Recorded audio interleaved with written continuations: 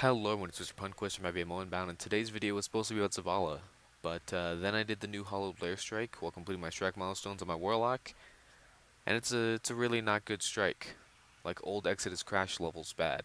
Now I'm only talking about this because Bungie has been absolutely on top of it when it comes to fixing stuff in Forsaken. With the Masterwork Core changes and the exotic changes that were shown up in the TWAB, or the Iron Banner bounty changes that were changed to make it so you can get powerful gear from completing bounties as opposed to just two, where you can get it from all seven or whatever. That's amazing, and they seem to be replying to our concerns extremely fast and efficiently. So I believe that if me, and more importantly people who actually can get Bungie's attention, can bring this to light, maybe we can get a fix to the strike and have no insta-leave strikes in Destiny, at least in my opinion.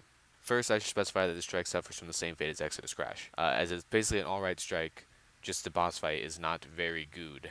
I could complain about how it's pretty much a rehash of the second mission of Forsaken, but I probably should have seen this coming, to be honest. They've done this in the past two DLCs, and there's really nothing Bungie can do about that right now. The game's already out, the strike's already out, they really can't change it, so I'm not going to complain about that. It's kind of a useless thing to complain about.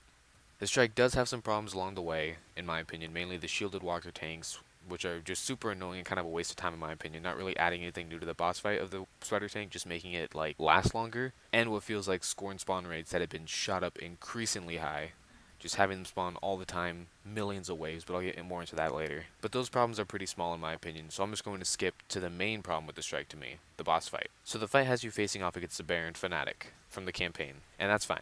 I was actually hoping we get a lot more strikes with the Barons because they were really cool characters that I didn't want to just see be one-off adventures. Sadly they were, but you know, what can you do? But the problem comes in when you take out 1/4 of the boss's health. He becomes immune.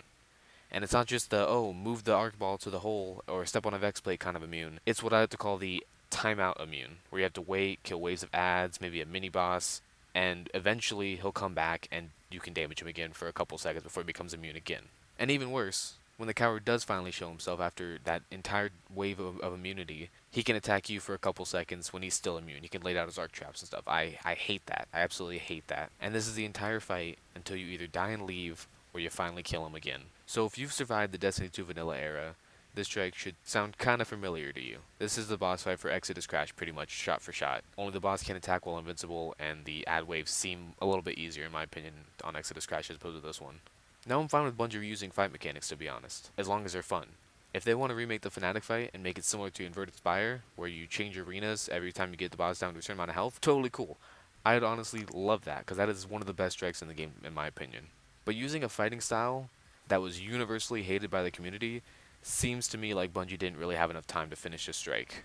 So now that I've laid out my problems with the strike, I would like to suggest ways to fix it. Side warning before I continue with this, I'm not a game dev, I have no idea what I'm talking about. If this sounds dumb, please tell me why so I can at least learn how wrong I was in the beginning. If not, hey, cool.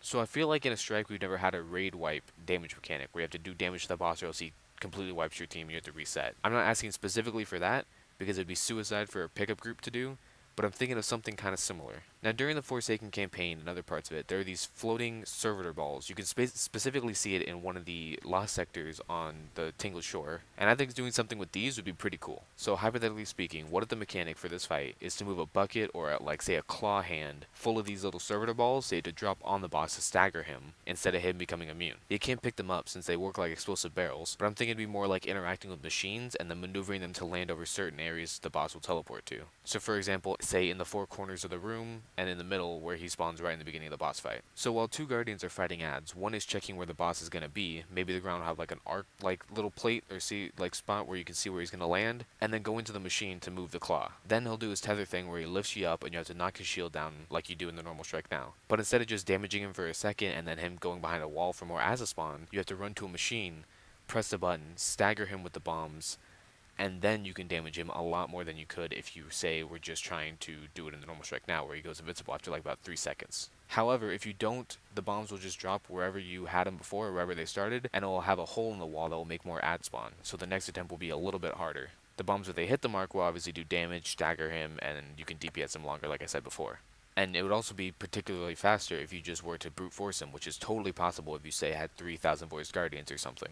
I believe this makes the strike doable no matter what team you have. Say for example, if it's you and your 3 friends, you can do the mechanics and burn the boss real fast. But if it's a random group, you can just hope for the best, hope they have good ad control, and just burn the boss as fast as you want. Now this was just the first idea that came into my head after a morning of thinking about it and before I wrote the script. I'm sure people much better than me can think of something else, or Bungie can hotfix it like they did with Exodus Crash, with something similar to what we have now, but less wasted time. No matter how they fix it though, I just hope they do, since for now this strike is a relatively fun mission with a terrible ending, and those just ruin strikes for me in my opinion. But anyways, this is Mr. Punquist from Everyone Bound, signing out. I will see you guys next time.